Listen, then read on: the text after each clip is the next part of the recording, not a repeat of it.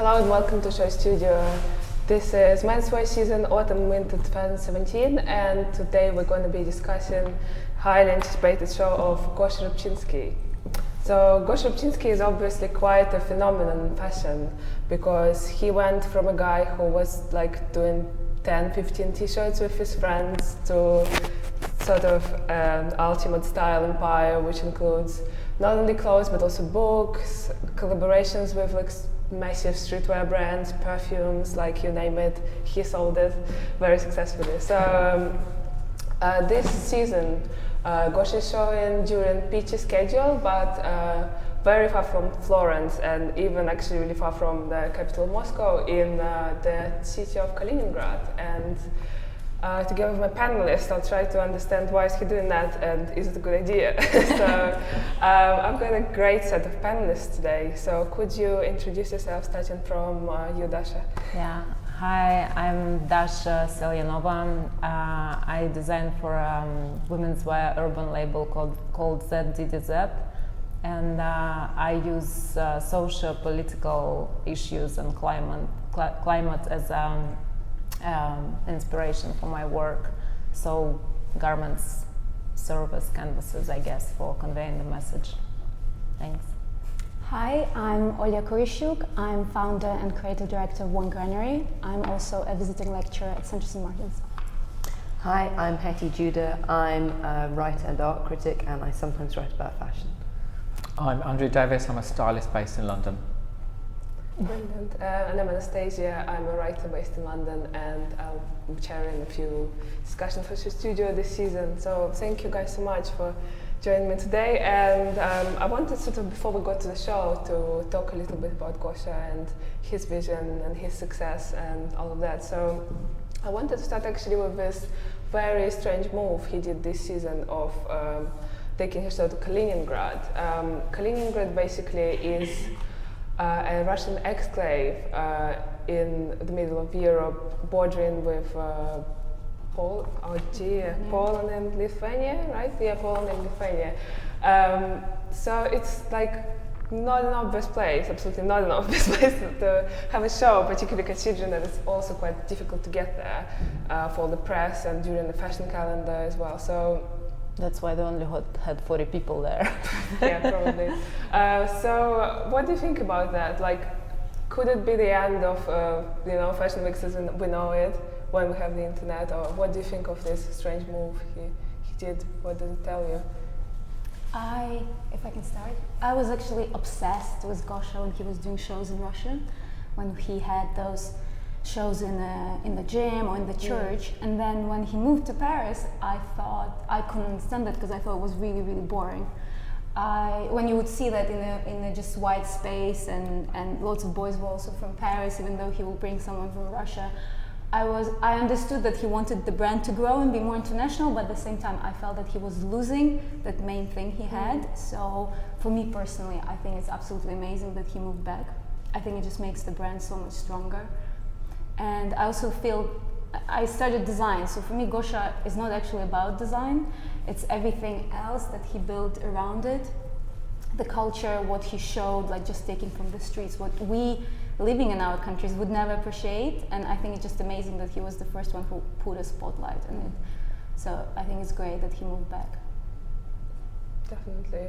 I think he mentioned sort of that he wanted to come back to those first shows he had in Moscow when it was all curated by him, sort of his friends, and he wanted to bring back this sort of authenticity he had and that energy, that rudeness that we have in Russia, not with you. But of course, he's not in Kaliningrad designing the collections with his friends. So it's, I guess. Moscow. Yeah, exactly. So to be showing in Kaliningrad isn't the same as kind of making and showing in the same place. I think there's been a history of extraordinary designers forcing the fashion world to come and see their work where they want their work to be seen, whether it's Montreal making people visit a suburb of Paris. Sure. So in a way, it's a slightly kind of bravura move, because it's like, come here and see the cool thing and follow me in my vision. And it's a kind of demonstration that he has that power over the fashion world to a certain extent. We were also talking downstairs a bit about what I think is a bit of a parallel with the contemporary art world, in that there's been a long time when the kind of art capitals were quite interested in what was happening outside of the kind of what you call the European canon. And we're starting to kind of bring work from the Far East, from Africa, from the Middle East into British, French, American museums. And then there's a turning point at which I think a lot of grassroots arts movements just went, you know what, you come and see it where it's made. And suddenly you got all of these biennales and major exhibitions and great big art calendar institutions opening up all over the world, and the art world then having to travel to, whether it's Guangzhou or Dakar or Bogota or wherever, to actually go and see art in a relevant context. And I kind of see this slightly as being a parallel shift, and maybe the start of a parallel shift in the fashion world, where maybe it's not so necessary for everything to be centered on these, 4 fashion capitals. I think it's definitely true. And I mean, his power, of course, is most of these people who went to the show probably didn't know where is Kaliningrad, what is it, and why. And sort of he forces people to look at certain things, like he did with early with Timur Novikov, the artist from sort of 80s underground scene in St. Petersburg. So he did a thing about him. Lots of people found out who he was. So that, I think, is quite great that he is shining a light on places which are actually not so exposed. Yeah, but not just random places as well. It may look like a random, small, tiny, lost city for a foreigner, but for Russia, it's like where our pride is, right? It's where Baltic Fleet is. It's kind of Russian strength. So I think that's a really important thing to mention. And together with the collection, I think it gives a context, because to me, collection is not about football. I'm sorry if I get it wrong, but it feels very military, and there is a lot of police, marine uniform references. So it is streetwear and there is sportswear, but overall, and I think with the video I've seen what also made me think, so the preview of the video that they made for this season, where a young boy cites Pushkin's poem, which is a lot about fighting for freedom, fighting against oppression, and all that stuff. I think that's why Kaliningrad is the place. Well, I mean, he's navigating slightly sort of quite a tricky political terrain, let's call it like that, because Kaliningrad also, I think, is a place where major Russian military bases are, for exactly the reason that it is essentially in Europe and surrounded by Europe. So it's pretty dark. So yeah, I mean, Gosha never shies away from sort of taking the really tricky political topics, like same what he did with his first collection, which was called Empire of Evil, which is sort of famous Reagan description of Russia, and sort of he said, look, I'm going to take this vision of us and I'm going to show you, well, I'm not going to show you that we're better than that, I'm going to show you that and you're going to like it. I think that's what he basically said. But yeah, it's pretty controversial to me. I mean, very pro-Russian, I'd say. Very pro-Russian, very, yeah. I was looking at the program Время, Time, which we used to have in the Soviet Union. It's like every night at 9 p.m. there was an hour of an update of what's happening with the Russian politics, and it's just a boring woman reading out this update. And it reminded me of Gosha, funny enough. I was looking at the one from 19th of April 1991, when Soviet Union collapsed. And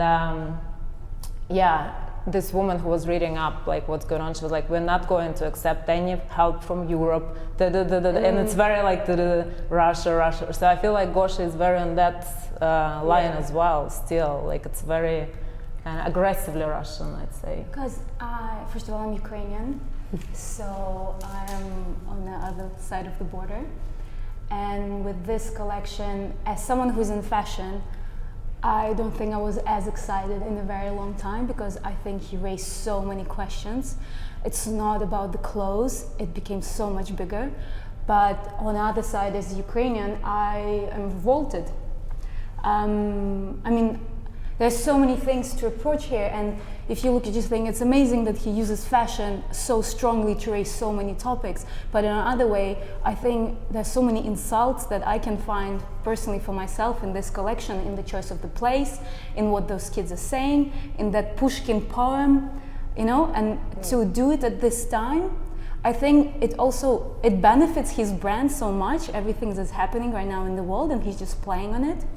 I think it's interesting to read his interviews when he's constantly saying it's a joke for him, that's an irony, and he's not political, and it's international brand, and he's not using anything Russian. For me, growing there, every single outfit is a Russian outfit. There is nothing international in that. That's how people dress in the tube. I mean, I think it's absolutely incredible, and again, I'm excited because he gave confidence to so many kids that you can get out and do it, that there's something beautiful in our culture, that how kids dress, and our suburbs actually amazing, because I don't know, look at England, they're just reshuffling their culture again and again and again. Why we can't do the same? It's actually amazing. Those boys look so cool.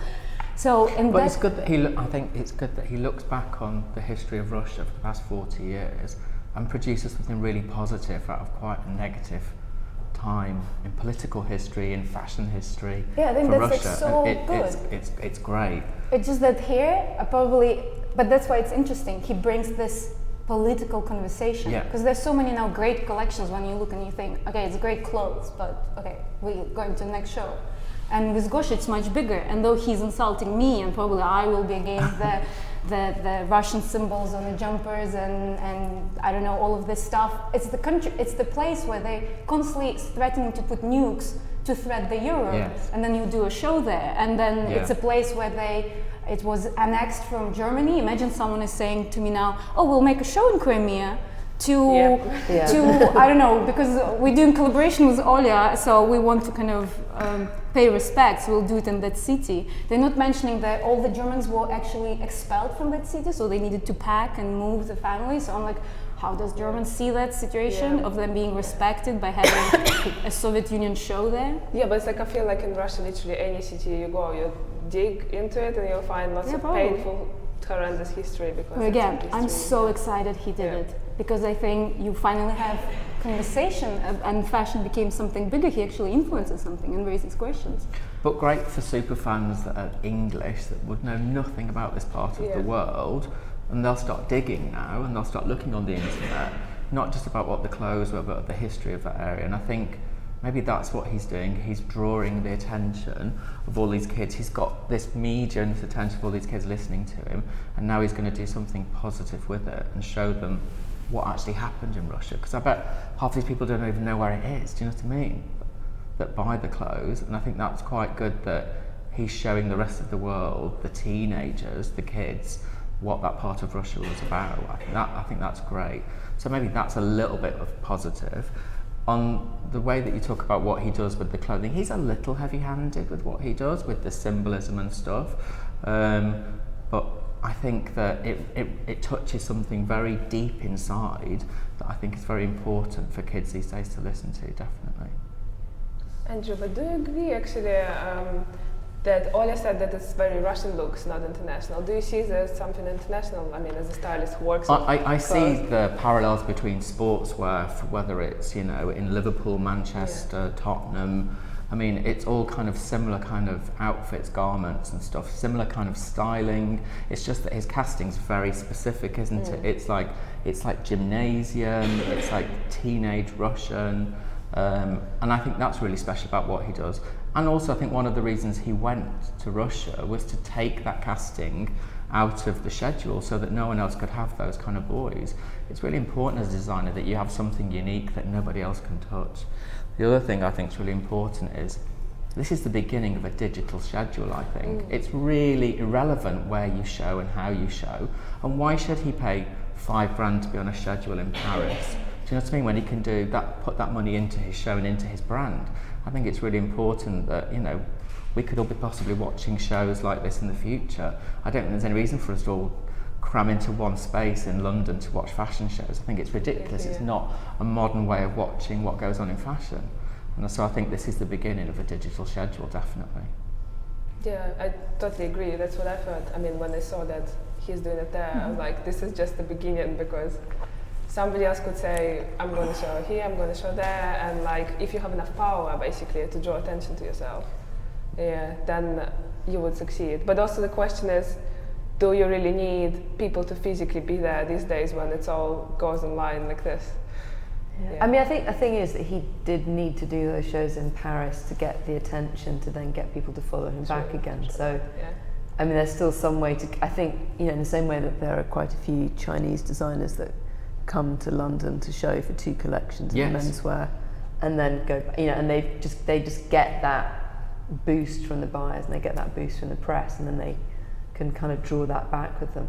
I mean, I slightly disagree with you about the globalized texture of the garments and the styling, to be honest. For me, I think it's quite a strong and interesting reminder that we don't have this completely homogenized global fashion culture, and that you can, I feel like you can still create, whether it's in the styling or in the garments themselves, kind of looks that are particularly specific to one area or specific to a kind of culture or a way of life. Even if people are still drawing on the same pool of Adidas or but it's the same technical fabrics, it's the same walls, I think it's very similar to what we've had here. It's a very slighter silhouette than what we had in the UK in sportswear and stuff. There's slightly oversized garments and stuff, but they are the ugliest of garments. It's really specifically ugly, and it's quite in tune with the fact that he's under this calm umbrella, which are known for doing that kind of ugly aesthetic. But it works, and there's beauty in ugly garments. I mean, these kids in these sports garments, I think they look beautiful. It's amazing. To take a combination of such ugly ideas, an ugly haircut, an ugly kind of the stranger looking boy. They're not beautiful kids, they're strange looking kids.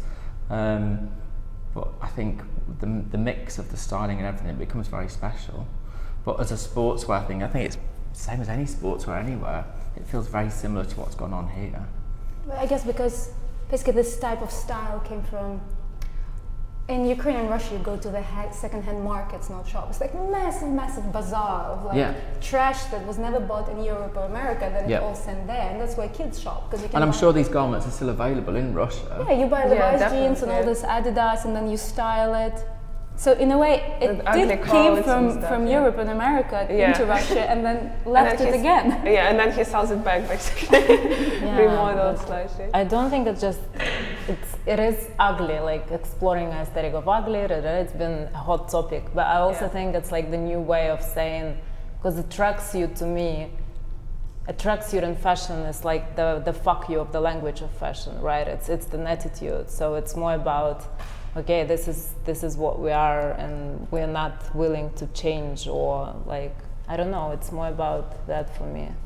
But you were talking before about the military aspect of the collection, and I think the tracksuit then becomes a really interesting obverse to the military uniform, which has to be ironed and pressed and is tucked in and has the tie and the tie clip and is very, very formal.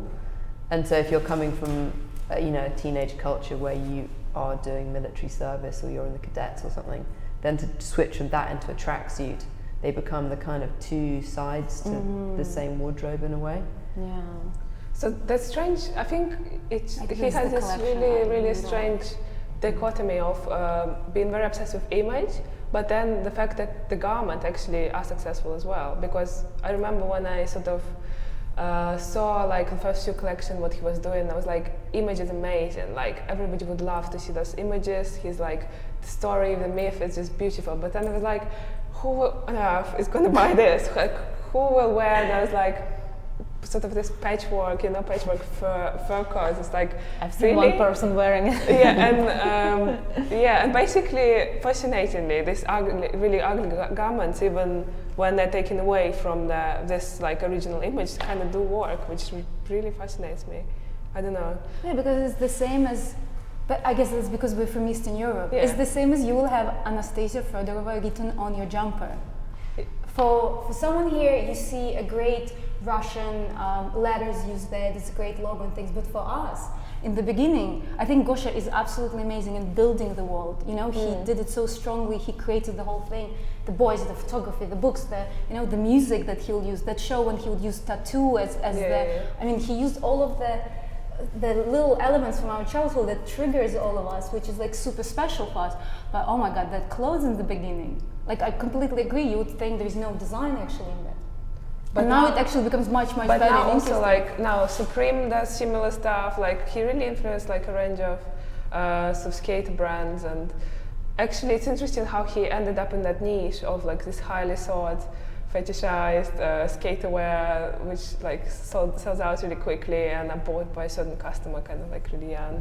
Well, no. But when you see these kids queuing up at Dover Street Market to have their picture taken with it, and they've come down the train from Durham or Leeds or Manchester, you know, and they order the clothes online, and these kids are obsessed. He's like, you know, like a god. It's like a football player or it's that kind of... Why do you think is that? Can you think of a reason? I think he's created this world so cleverly and so quickly around him that it's become this brand where all these kids are kind of identified. They're in this tribe together, and they're all very similar kind of things. And they are skaters, or they're like fashion kids, and it's that they all belong to this little tribe, and they love it. So it's like a subculture essentially. Yeah, so it's a new subculture, definitely. It feels newer than anything that we've seen for the last 5 years, definitely. I would say also now that music's all to do with streaming and you don't really go out and buy product anymore, there aren't really that many things that you anticipate, you know, waiting to purchase with that same excitement anymore.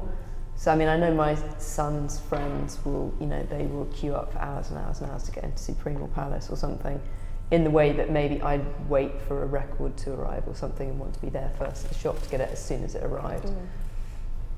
So I mean, he's talked before about kind of fashion being the kind of new equivalent of music, but that it's more to do with the way that it's purchased, I guess, and that kind of anticipation and the following and the build up and the trading stuff on Instagram and the leaking things. And I also feel that it just shows that people don't care that much. Not everyone, but lots of people, they don't care about that actual garment.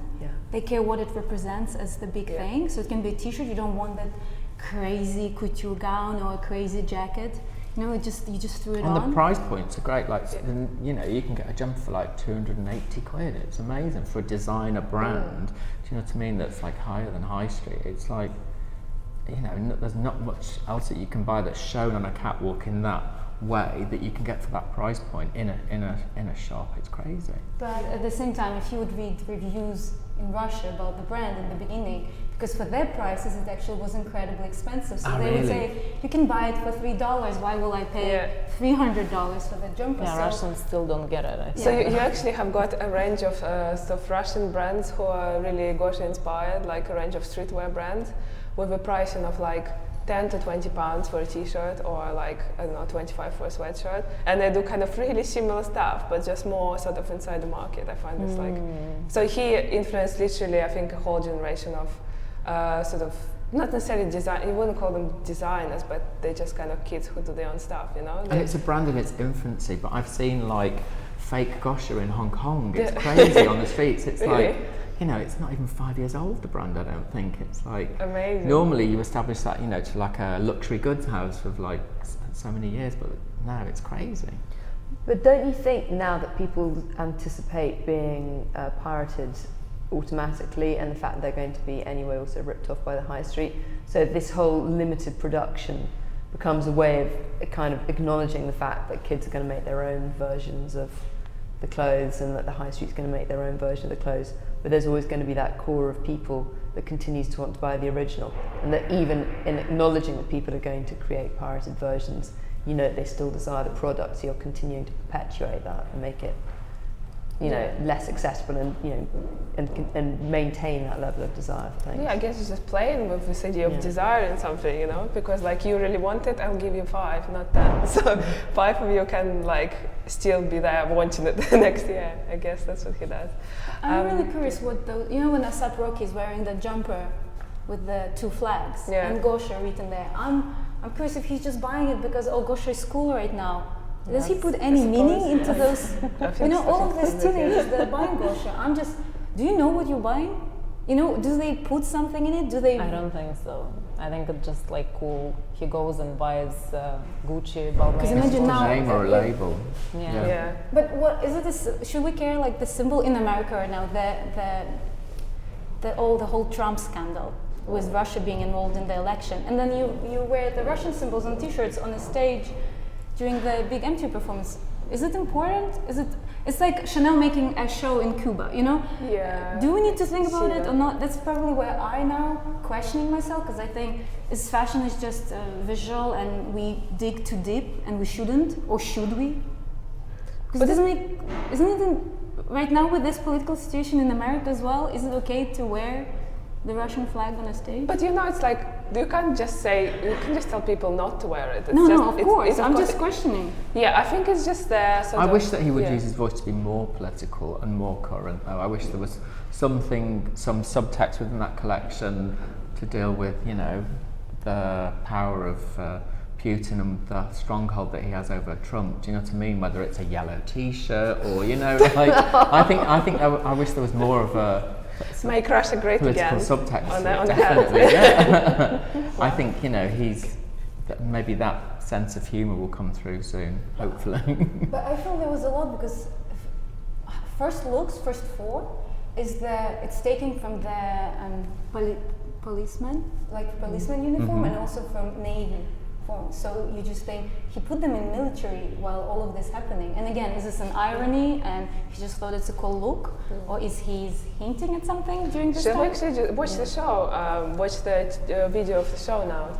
I'm overthinking, Gosha. Yeah, I mean, I felt it was more that you were just looking at the way that young men were dressing, the reality of the way they were dressing, and sometimes that was in work clothes, and sometimes you combine the work clothes with the casual clothes, and sometimes you're just in sports clothes. And that it's that kind of hybrid moment between the two that he was maybe interested in, just as a styling idea. Maybe I'm just being shallow. Because in Kyiv and Moscow, very often if you have those socks, shaved head, and you're in sports drag, a few years ago, that meant that you are against lots of minorities in the country. Okay, so it's quite the equivalent of Skinheads. Yeah.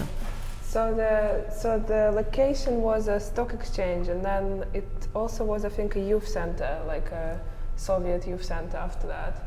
But it used to be like it was a German stock exchange to begin So with. the soundtrack at the beginning is models talking. I think it backstage, is or it's a basically snippet of yeah. I think interviews? it's his models talking about themselves in their life. Okay.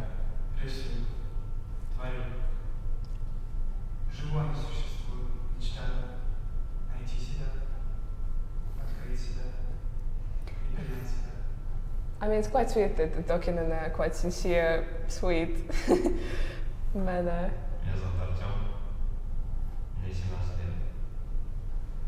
It gives it quite a different feeling because it's there by themselves with this information about themselves playing against the white background. It's makes it very personal, very direct. Yeah, I think the beauty of Gosha is that it's really real. You know, very he never personal, faked yeah. anything. It's all him. I mean, it's also sweet with this, with them talking. I think is that he shows that it's not just faces. It's not just doesn't just pull them out and then throws them away. He's sort of interested in who they are, I guess. That's why I didn't like the Paris shows, because I didn't think they were personal. It was kind of trying to make a proper fashion brand, and everything before that and now is really personal.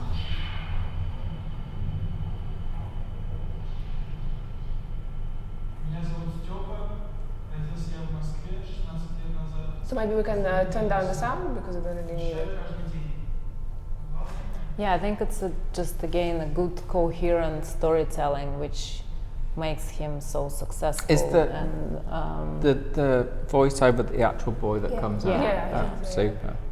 and a lot of it is him, instead of imposing his vision upon kids, like this is what you have to wear, he looks what they're wearing he shows real life. and just working with that.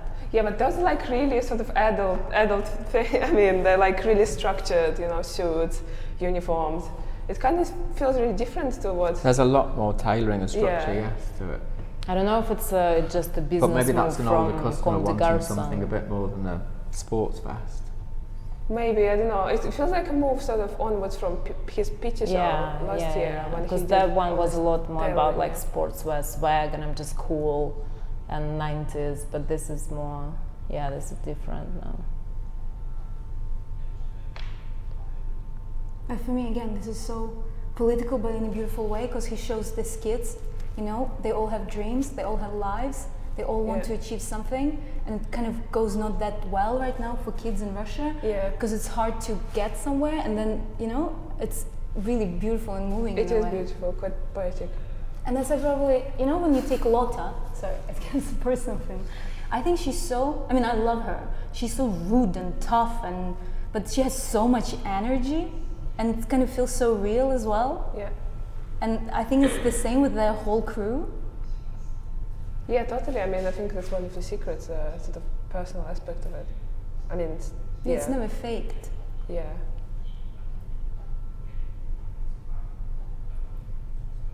What do you think, Andrew? I wish I was there now. I think it's beautiful. I love the fact that it's moved on from just sportswear as well. I think another great reason for showing there, I mean, would you want to show during LCM with all these Insta-famous Muppets coming to your show that we had over the weekend? No. This is so special. It feels quite like it's quite tense though. To me, it feels like it would be quite an anxious atmosphere. I think they're all looking at their phones wondering if they're going to be snowed in and whether they're going to get their planes to Pity. I know it should feel so different to someone who can understand what the boys say, because we can read, but those guys couldn't read what they were saying. True. Actually, it just sounds like, if you like don't understand Russian sitting there, for you it just sounds like, I don't know, nothing.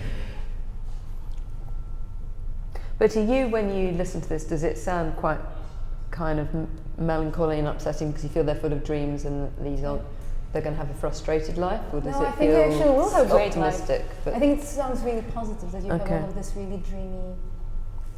They feel really pure, I would say. And that's why I guess that Pushkin's poem as well, because it's a lot about struggle, but the last 4 lines are really positive and optimistic, like we will kind of find freedom. Yes, so apparently Gosha said, I think it's in the press release, that he's planning to do the next 2 shows in Russia in different locations. Yeah, because it's part of his collaboration with Adidas, and it's in the runoff to the World Cup in 2018. So he's gonna pick the cities which are gonna host the matches and to show that's there. good. So basically, we'll have a chance, Andrew, to go to the next one. Act right. Yeah, very interesting. So the beret is pretty strange. But they had, didn't they have Stephen Jones doing the hats? Yeah, they do. Season. And it's again surprising. Like you look at them and you're like, really? Because yeah, all of them. You think he just grabbed them from the street, locals shop. Yeah. But there was like a deer stalker which felt like a very northern, like flat cap that you would see. But then it was kind of a lot more developed at the back. I think they're quite beautiful. I think there's this sort of roughness, which sort of Russian aesthetic shares with like northern England. Sort of, I mean, here you could call it like working class, which is really fetishized in fashion these days. And yeah, I think that's interesting how it's coming from very different places, but it has this common sort of really, this rough sort of hard energy, which is seemingly not suitable for fashion, but I think now this is it. To me, I mean, a lot of this seems to be to do with the world of work, actually, because you've got these guys in what look like slightly awkward, ill-fitting suits, or as if they're going to actually go out and do agricultural labour or work in the army or work in the police force or whatever. So it does seem to be that aspect of things, and kids looking too young for their work outfits, maybe. That's true. As well. It's actually very true. But that look though, it's like full on like football fan. Yeah. Well, it was great. You go back to Kiev, and I remember everyone would try not to look as Eastern European. They would travel abroad, or they will check, and they will try to bring as much as possible stuff back and look different. But now when you go back, thanks to Gosha, everyone just embraced that look. Yeah. So now everyone wants to look Eastern European and dress like that and take all of our cultural things that for 20 years was, I mean, for my mom, it's still the prisoner look.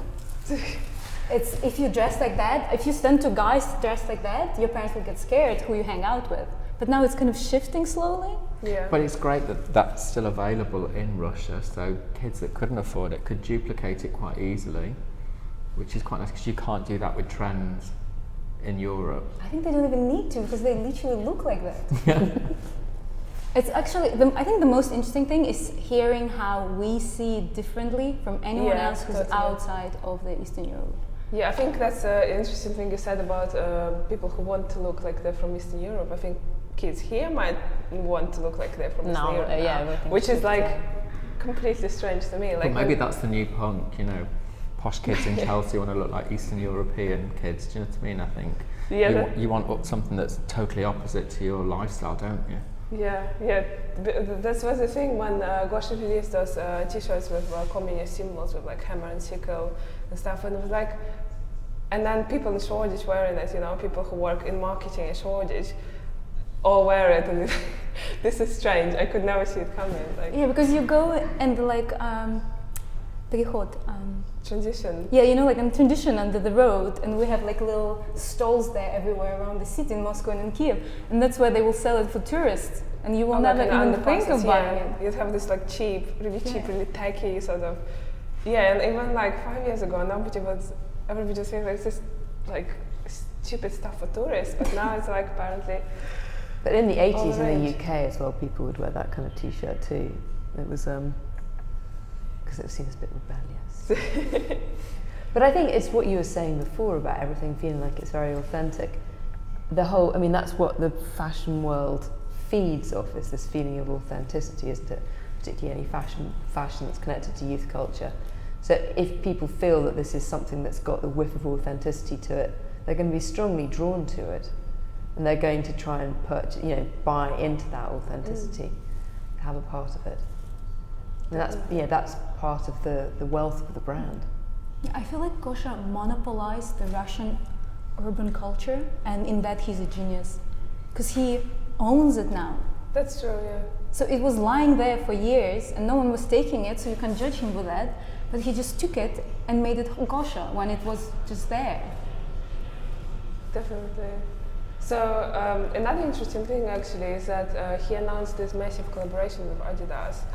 So you can see, we saw like a few garments, obviously like track pants and t-shirts, we wore at football, written in Cyrillic. So when I first heard about it, I mean, I think it looks totally like, I think it totally fits. How cool they look. Yeah. But they also look like a bunch of football fans on the way to a match as well. I mean, it's... the way they're marching. Yeah. But for me, it's probably me, Ukrainians had me talking, that's the type of boys we like, you know, this tough boys. But bad boys. It would never work on a bunch of dandy fops with long hair, do you know what I mean? Like indie Cindy kids. It would just not have the same impact, do you know what I mean? It's really specific in its styling to have maximum effect. Yeah. I think it's to do with the way they wear the clothes as well, and the way they inhabit them. And the toughness it looks of it. totally different. I just hope Adidas paid them a lot of money for the link up, because and the link up is such a big brand like that. This season, I think Lotte Volkov used to style his shows, but this season he did it himself. I like it this season. And I think... do we have images? Can we have a look at images for the show? Yeah, beautiful. Sorry, I interrupted you, Dasha. No, I just wanted to say, going back to the, like, talking about politics, like in the political context, I think it's still great that I wouldn't go as deep as, like, this is where it's all against, like, even if it's a statement that he emphasizes our power as a country, and if he is pro-Putin and all these things, I think it's brave to say what you think in a way, and like to stand for what you believe in. And I think especially in the United Kingdom, you don't talk about racism, you don't make this comment, you don't make that comment. We're so, like, it's constantly walking on eggshells here. I feel like, I don't know if you guys can relate, but I just feel like there's so many topics that you should avoid if you don't want to get in trouble, and I don't necessarily like that, because I'm quite direct, and I think all Russians are. And I respect what he does, basically, because it's quite like, I don't really give a fuck, in a way. So with the whole football thing, I think it's pretty interesting. It's pretty direct move because last year in the press had so many articles about the horrendous Russian football fans in France trashing everything, and like Russian football officials who respond with something like "Well done, guys," and stuff like that. It's not very. It's not the most safe topic. Let's put it this way. So that's. And then he's not showing the sports people. He's showing those that sneeze glue and then go to a football game, which in a way is also cool because it's so hardcore. But so it's on the border. Yeah, but is it though? I think at that, and I think. I don't know, they are quite peaceful boys though, they're really and nice, like everything they talk about, it's like a new romanticism in a way. It's exactly. like Lermontov, yeah, right? I feel like it's totally, them talking. I think this voiceover really adds to it in terms of it makes it more human. So you don't look at them at like at football fans, you look at them like sort of just boys. Well, maybe that's the nub of the whole thing that Eve hit on there, because when he was talking about why he had the show in Kaliningrad, he was talking a bit about saying, I want you to come and see Russia. I don't want you to come and see your idea of Russia in my clothes. I want you to come and see actually where I've been making things with my friends. I want you to see actually where these guys are from. And maybe, again, with this casting, with the voiceover, it's saying, well, Olya, you may think they're just hot bad boys. They're out there to mess up a football match, but actually they've got this kind of, they have soul, this hidden depth. They've got ideals, they've got creative aspirations or fears or whatever. So it's trying to make you look beyond that kind of presupposition. But also, like, his Adidas stuff, it's not likely to be worn by a football fan. It's likely to be worn by a young boy who goes to Paris Fashion Week shows, Yeah, they're a bit cooler than football. Yeah, this. I don't know. If I would switch off completely that I'm Ukrainian and take all of those topics away, hands down, I think what he's doing is absolutely brilliant. If I would be Russian, I think it's amazing what he's doing. I think he's one of those rare people who is now doing something positive and raising, and I think being patriotic is great. It's just that I'm on the other side. Yeah, but even if you're Russian, you still can see the weird ambiguity and like. But would you wear the menswear? Sorry? Would you wear the menswear? Yeah. I just wanted to point, sorry, in my nerdy way, I just wanted to point out, can we scroll down to the layer below in the images? The print on these sweatshirts is by the great Kiev-born artist, Malevich, but he's turned the picture upside down, and it's called Painterly Realism of a Football Player, and it's from an incredibly important 1915 exhibition called 010, which was the start of pure abstraction, and it was the show in which Malevich also showed the black square. And it seems quite an interesting choice as a print to wear on a sweatshirt in a show that's being shown in Russia. I don't know whether any of you have any thoughts about why he might have decided to do that. But it's obviously a really influential work, it's an influential show, and it also led a lot of what happened in the modern art world in Europe and in America afterwards. So it's. I know Gosha mentions many times that it's his obsession. Really? Malevich, yeah.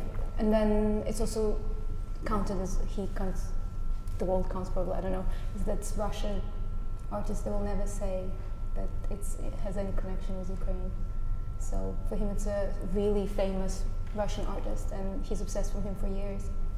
It's one of his biggest inspirations from his interviews, what he's saying. Yeah, but also it's a major Russian export if you look at this. Yeah. The Malevich and the whole suprematism thing is like, it says Russian, Ukraine, let's say, like, I don't know, it's really difficult to potentially Ukraine say that.